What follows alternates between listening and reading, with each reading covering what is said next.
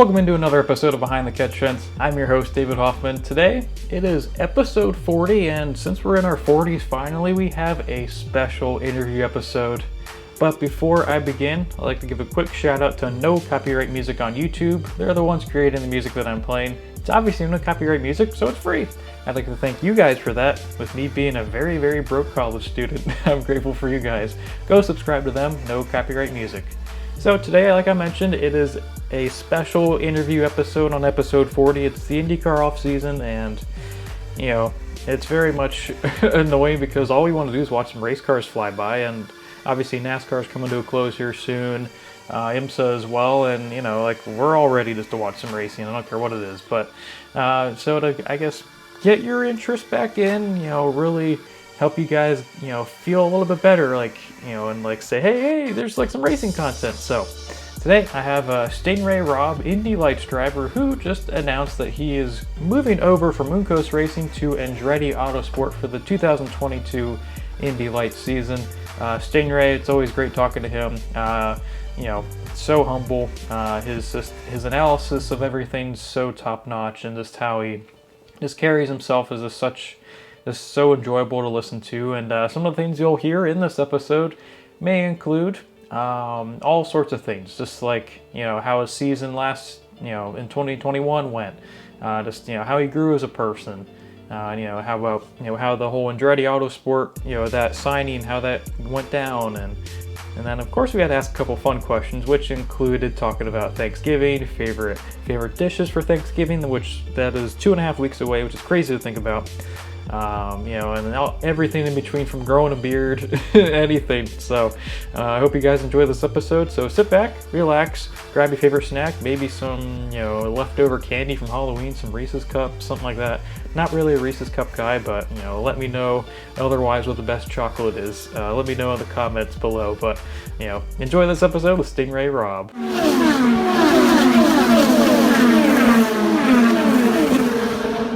Hey, Sting Ray, can you hear me? Hey, man, how are you? Yeah, I can hear you. Can you hear me? Yeah, I could. Awesome. I've never seen those type of headphones before. Those things are huge. I know, they look really big. They're actually what I use for running. Okay, yeah. So they stay in my ear really well. I had a problem with the regular AirPods or whatever that tend to fall out of my ear. So I had to get something that's a little bigger that stays in.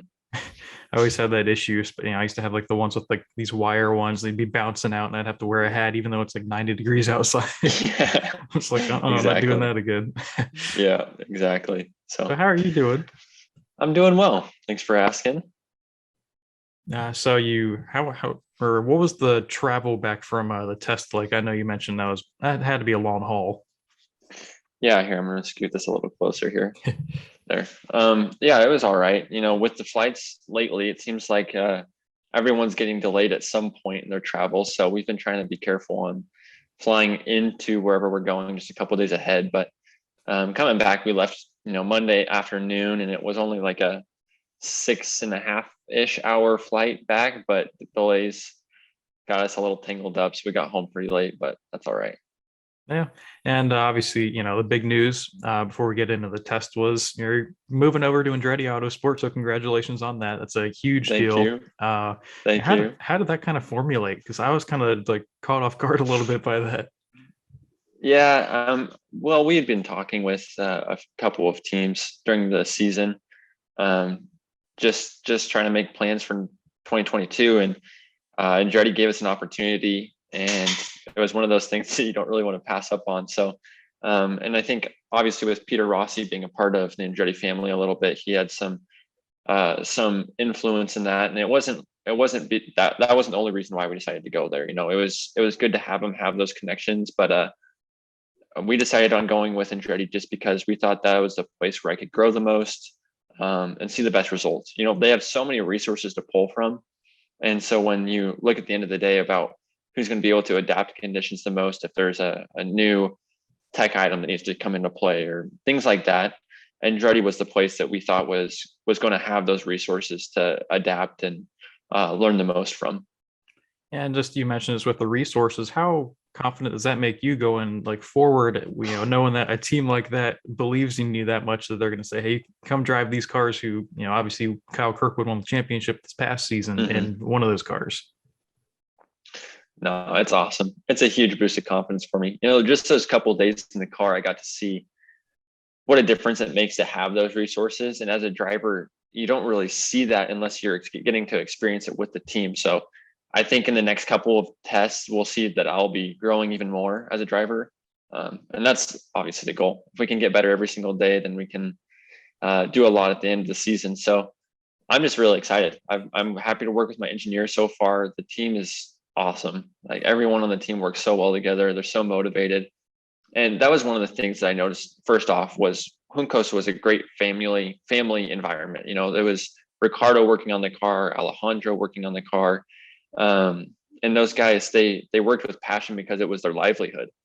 But Andretti, they seem to be working on it as if it's a business. And I think that that's really cool to see just because they're still motivated. They're still excited to be there and they're still striving for greatness, even though that it's not their namesake. It's people that are working with Michael Andretti and those guys that are handpicked, I guess you could say.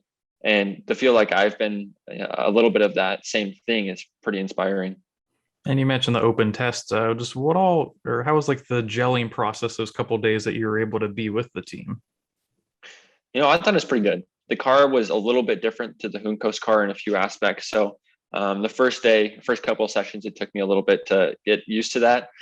And then once that came along, I could feel everything quite well in the car. And my engineer is awesome. I think that we worked and communicated pretty well together for only having 1 to 2 days communication ahead of time. So I think that that'll just get better as we go through the season. And with the rest of the team, it's obviously pretty good. The other drivers were great to work with. Hunter and Christian and Maddie, they're all great wheels. I mean, if you look at that driver lineup, if they end up signing, I don't know if there's any other driver lineup in the field that will be able to compete with that, just because there's some really dang good drivers there that have got a really good record. And I don't know. I'm excited for the season. I think the biggest competitors I'll have will be sitting right across the table from me.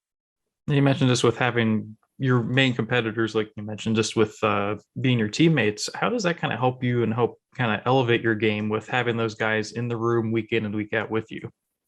Yeah, kind of the old saying is iron sharpens iron, as one man sharpens another. So I think that we're all going to improve as the season gets on. And with Andretti, they do such a good job of communicating with the other members in the team to help each other grow. And at the end of the day, that's what their goal is. They want to see their team succeed. So getting to share that data, getting to share that info where this car might have tried this change or this car might have tried this change and what worked and what didn't work. What did the drivers feel? They do a good job of relaying that to each other. And I think when we do that throughout the season, we'll be able to see at the end of weekends when we're doing better than other teams because of that. And just what are some of the things that kind of stuck out with you with the tests? I know you won it, at Indy back in Indy Pro 2000 back in 2020. Just kind of were there any type of changes that you noticed, I guess, from even this past season to like the tests, this past weekend? Yeah, I mean, obviously track layout was a little bit different this time, so that was kind of fun to see. It's something different, something refreshing to see at the track. But working with the Indy Lights car is a bit different than when I was winning in the Indy Pro 2000 car. I had 3 years in the seat in the Indy Pro 2000 car at that point, so lots of experience to pull from there. But I still feel like I'm learning in the Indy Lights. Obviously, this weekend was a bit of a refresher course in how to drive the car, just because it's a little different. But I think just getting comfortable in a car and showing up at the track is more important than knowing the track itself, because each car is going to handle differently. And you do a change on the car and you have to adapt to that. So I was really interested to see how little things make a big difference this weekend testing, because we were going through a list of items that we wanted to try. And when we were going through that list, I could feel each and every change just about, and each one had a different way. I mean, when you're engineering a car, typically you're fighting balance. So understeer, oversteer. And there's several ways you can do any one of those things. So say you have oversteer, you can adjust springs, dampers, aero, ride height, bars. I mean, there's like 6 to 10 different things that you could do that might or might not work. And each one, it does it in a different way. And so seeing those changes and how each one affects the the end result of the oversteer and at which phase of the corner and everything. It was cool to see, like, okay, now I'm starting to figure out what I need from the car, what I want from the car, the kind of driving style that I have that suits that. So yeah, and to see Andretti also have the experience with so many drivers, even in IndyCar. I mean, that's one thing that is just so amazing is they can pull knowledge from IndyCar, find out from those drivers what to do, what setups work there. We call it Imagineering sometimes. We're engineering the car based off a creative idea that you might have. So I think a lot of that trickles down into Indy Lights, which is cool to see. And just with, I know there's so many moving parts with trying to adjust what feels the best. It's like as a driver, how much have you learned just with, at least like learning the mechanical side of things and knowing this will work a little bit better than this, certain thing? Oh, I've learned so much. And I think mostly in like the last 4 months, because with Juncos, we were testing a lot at the end of the season during the race weekend. And that's not something that you typically would like to do, but it allowed me to figure out what each change did more in depth, especially for this car. And the same thing this last weekend at Chris Griffiths, just trying little changes here and there that might or might not work. And, it all is pretty basic mechanics, right? Like we're not overthinking it, trying to get the car to roll over a 50-foot jump at this speed kind of a deal.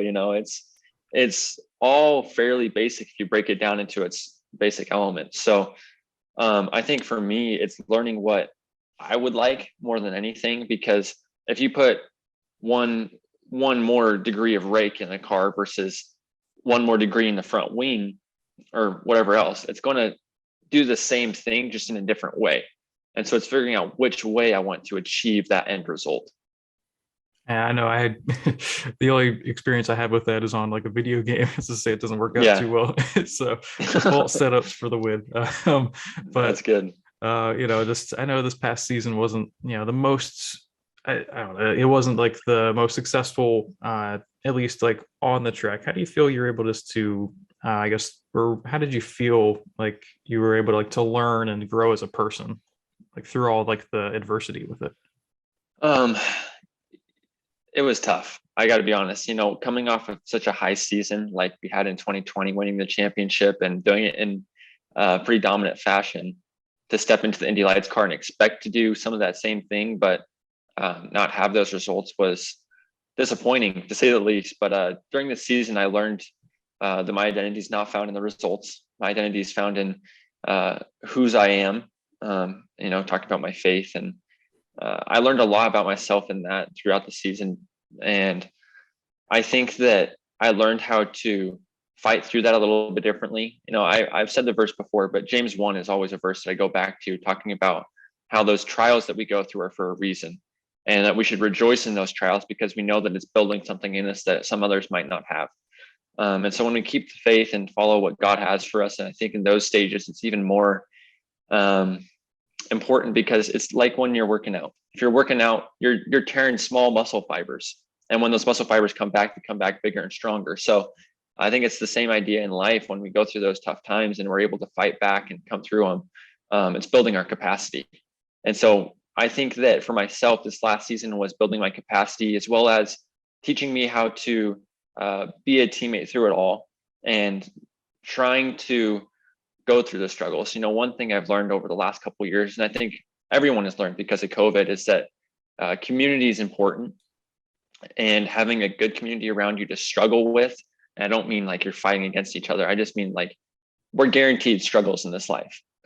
We're human. We're going to fail. We're going to fall short. We're going to see those moments where we're not going to succeed. But when you have someone alongside you, it makes it so much more worth it, so much more valuable. And so getting to experience that firsthand this last season and learning from that, I think was really important for me.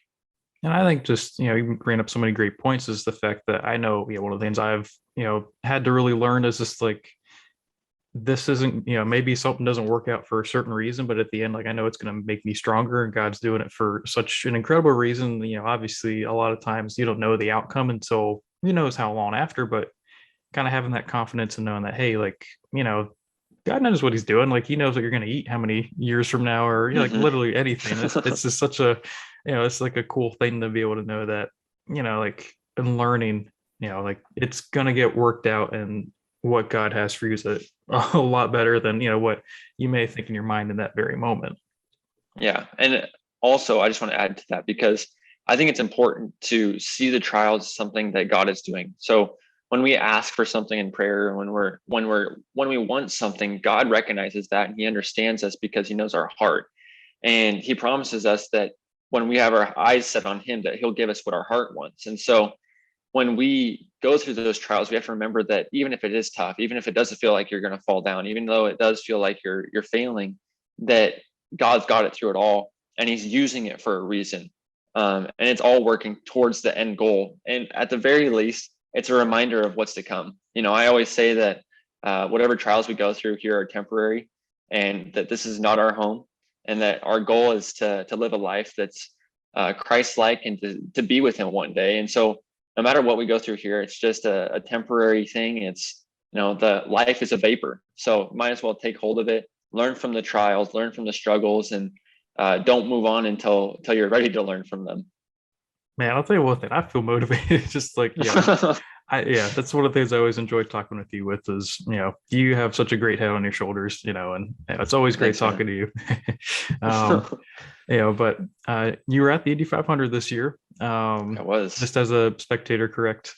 Mhm. Yeah, how was that experience for you? And I know that was like your first time, wasn't it? Yeah, I think I got a little spoiled because there was so few people there in the stands, so I was able to move around a little bit. But I was actually with some of my investors that have been going to Indy 500 for several years, so they kind of showed us the ropes, which was kind of funny because normally that's my job during the weekend, to show them the ropes behind the scenes. But um, it makes you realize why the culture is so big around Indianapolis in racing and motorsports, because that race is unbelievable. The Indy 500 is something that I think everyone should experience at some point in their life, even if they don't have any experience in motorsports, just because it is the whole atmosphere there. And when you see 33 cars roll off the grid and go 200 miles an hour, there's something about that that just kind of, raises the hair on your arms to go, those are humans. Those are people out there. Like, what are we doing? So it's cool to see what we're capable of as humans. And when we're all together, like that it's inspiring, to see that. And it gives me hope for what's to come, just because that's where I've been working towards my whole life. So to see that finally in person before I'm there, I think was important for me. I was at that race too with my fiance. It was her first race. It was funny because the Oh, first wow. time they go whipping by, she's just like this is like the craziest thing ever. Like obviously with Elio winning, that was pretty special. That was a special race. I don't think that we'll see any like that. I mean, it seemed like a pretty boring race overall just because there wasn't a lot of action happening, but there was a lot of moving, Mhm. mid pack. It seemed like when you got guys like Will Power started at the back of the field, that Yep. never happened. So to see him kind of working his way through and trying to figure things out was pretty neat. And then, I mean, Scott Dixon, who else was it that had those issues in the middle of the race that, Rossi, I think too. yeah, like there's so many things that can go wrong, but also go right at the Yep. 500. So it was kind of cool to see that, just how much of a strategy plays into it. You mentioned some guys that were all the way at the back. Pagano, where was he like starting like 20s into the finishing Yeah, third or something? He was catching, yeah, Hello and Elio there for a little bit. yeah. It's crazy. The 500 is so unique in that sense, just because you never know. You really never know. Do you like, I guess like when you're watching it, how often are you like, wait, is there any like that thought of like the surreal, like, wait, I could actually be in this event here like in a couple of years? Yeah, totally, 100%. Like I'm looking at it, going, taking notes almost of, okay, what did they do there? Because I need to know that when I get there. So that was kind of funny this year signing with Andretti. It's something that I've always dreamed of, signing with a big name like that. And when we moved into that seat, it felt so natural. Like there was no discomfort or feeling like this second person view, where I'm looking at myself going, man, I don't feel like I should be here because I've been looking at it so long. It just felt like the right step.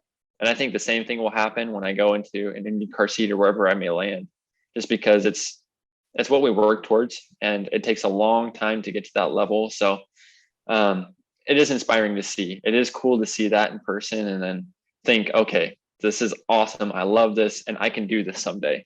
So I was gonna say, I know like since most of the Indy Light season is running those double headers, how much does that help, especially like you'll even, I'm sure, I don't know how much, but like watching even like the IndyCar series out there, how much do you kind of like take from number one, the double headers, and then two, just the series, like the IndyCar series when they're run at the same track?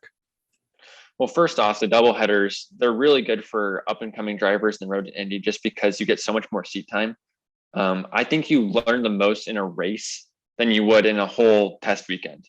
Um, as a driver driving the car, because tires fall off, conditions change, and you're out there for such a long time that you can try different things on the racetrack. So a race is really important. And I think guys that are racing more are going to grow more.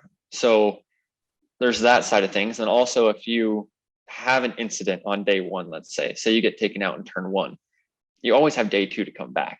And so it's cool to see like how drivers adapt and overcome in those situations where they can kind of reset that night, figure out what they need to do, come back the next day and then do well the next day. So it kind of gives you a chance for recovery. Whereas the single races, it's kind of just a one and done deal. What happens, happens. You better just work your tail end off because that's the only chance you get. So, but I think it's cool having IndyCar there. We can learn a lot from them just because we get to see line changes. We get to see how they race, where they're passing.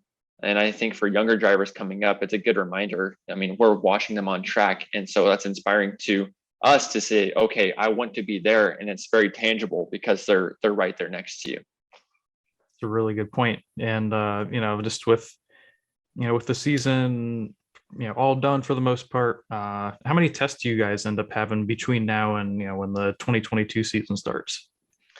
It sounds like we're going to have quite a few, which is nice because last year I only got a couple before we were really in the season at Barber. So I'm excited. I'm really, really excited. And I think that I'm going to have at least three before Christmas time. So that's more than I had at all last year combined. So I'm excited to, be in the car and working with a team. And I think that we're going to learn a lot. With four drivers, there's so many things you can try on the racetrack at a test session. So you don't have to, all be on the same package. You kind of validate each other in some changes and then also branch out and try new ones. And so everyone can kind of learn from that, which is cool. And besides running those tests, which will obviously be really, really great to have, what else do you have planned for the off season? Because I know it's pretty long outside of the testing. Yeah. So I'm actually working on getting my real estate license right now back home. My uncle's a realtor, and so I actually stay with him during the week when I'm home and work and try and learn from him. And so that's kind of my goal during this off season is that I can start to sell a few properties that make a little bit money on the side and also just learning a new trade. I think it's a good time for us to do it, especially in Idaho.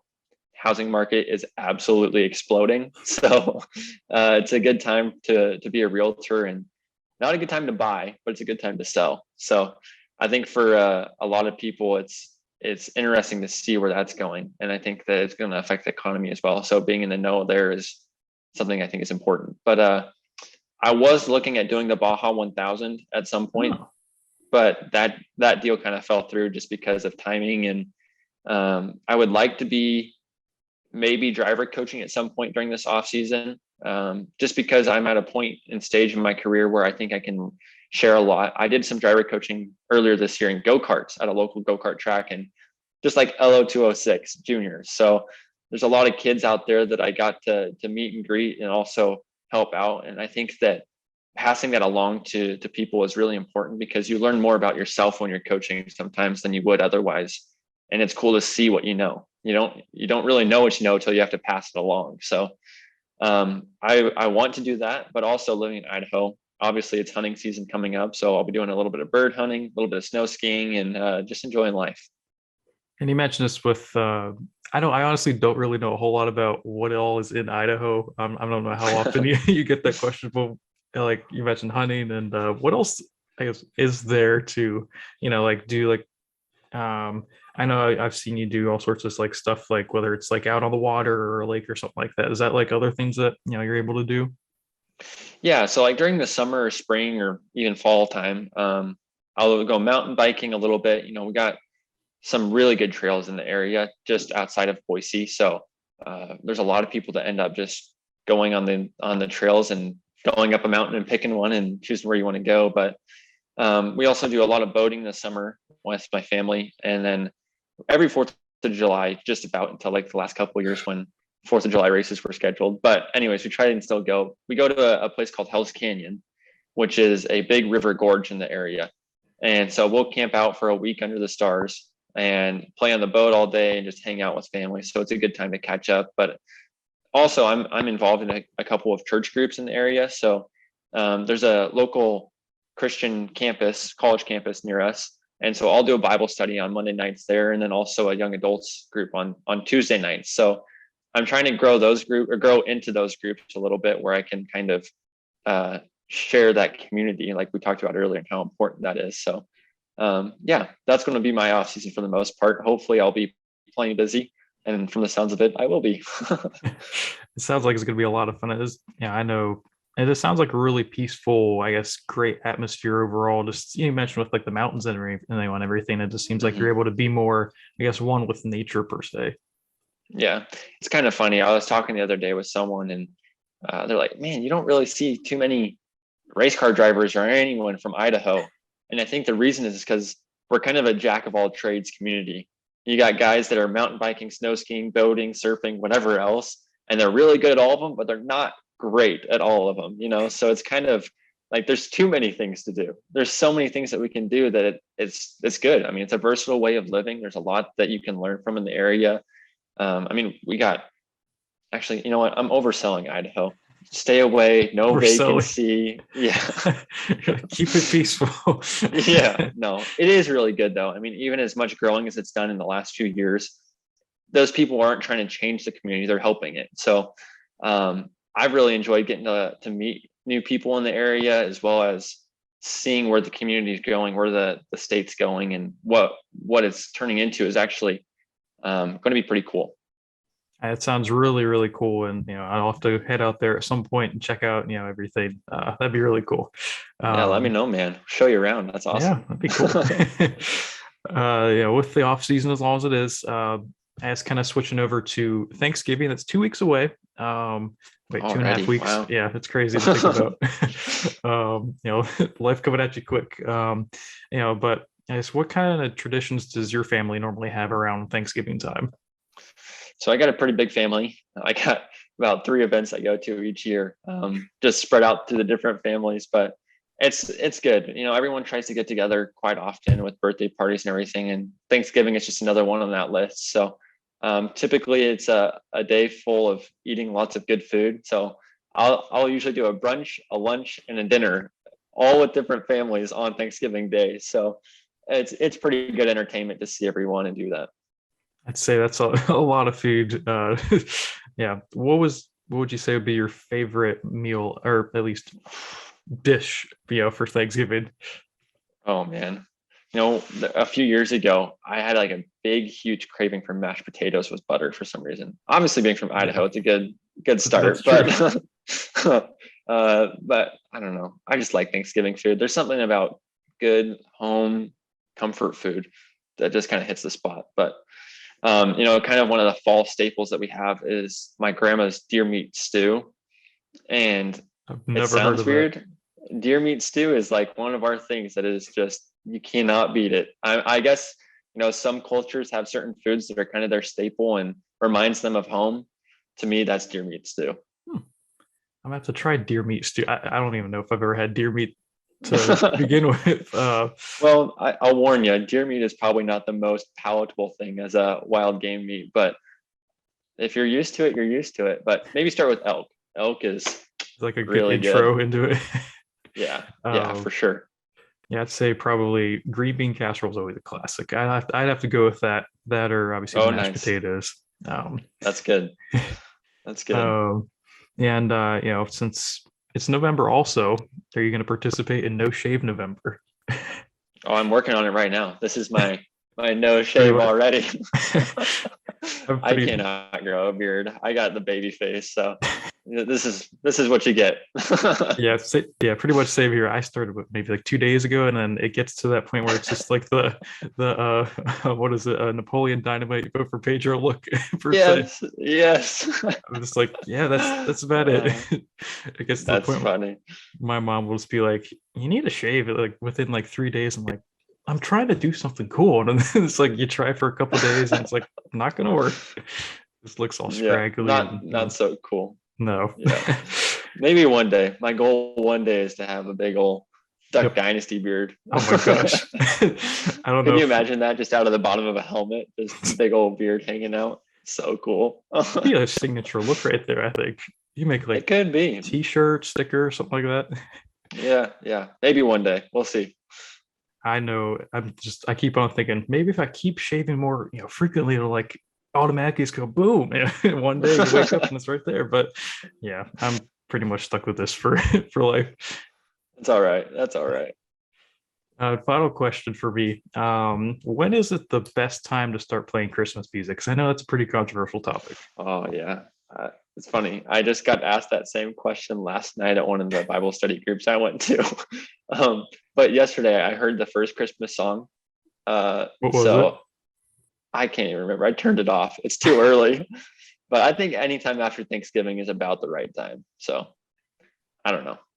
I feel like I kind of go back and forth. Some years you're more into it, and then you hear like Mariah Carey, like the All I Want for Christmas, whatever. And I'm just like, okay, turning it off. And then like this year, I'm like, I'm ready to jam out. I don't know. Yeah, It's kind of it's depends. funny. I think a month of Christmas music is enough because it always goes long, It right? does. Like there's always 2 to 3 weeks after Christmas that's still playing Christmas music. So yeah, I think we got plenty of time left before Christmas to play some. I'm usually the one that has like even a little like fake Christmas tree up in my basement from what November till July, something like that. Just Yeah, because it always just looks good. prepared. Always prepared. That's good. Christmas in July. That's good. Yeah, that's all the questions I have. It's always great talking to you, and thank you for coming on the show once again. Second time, by the way. Yeah, my pleasure. No, thank you for having me. It's always great talking to you. So yeah, if you ever want to talk again during the racing season, hopefully we'll have a couple of wins between now and then. But yeah, until next time. Yeah, that Thank sounds you. perfect. Hey, good luck this season. I'll talk to you here soon. All right, we'll see you. Thanks. You have a good day.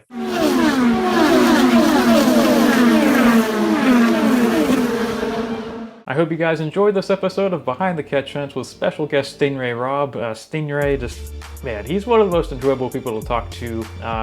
It's just really cool to always talk to a guy around my age who just, has the same type of, just beliefs and, and just have like such like a rooted in, in faith, mindset. And it's just so cool just to, talk about anything. And, as you can see, my beard isn't off to a good start. I guess you could say it's a good start, at least for No Shave November. What are we in November 2nd? So 2 days in. Not the best so far, but who knows? You guys will get like an inside look on how this is going if I end up shaving it within another couple days. But always grateful for Sting Ray Robb to be on the show for episode 40. And hopefully we'll have him on the show here again soon. Working hard to get some more guys on the show. You'll see those here soon. I'll have like another couple episodes just recapping the NASCAR season, the finale at Phoenix, which is going to be crazy. So look out for that episode, and thank you guys for listening. You can follow this podcast on Twitter and Instagram at Behind Catch. You can also subscribe to it, listen to it on Apple Podcasts, Spotify, and YouTube. So you guys can listen or watch on those platforms. And thank you guys for listening, and I'll catch you guys later.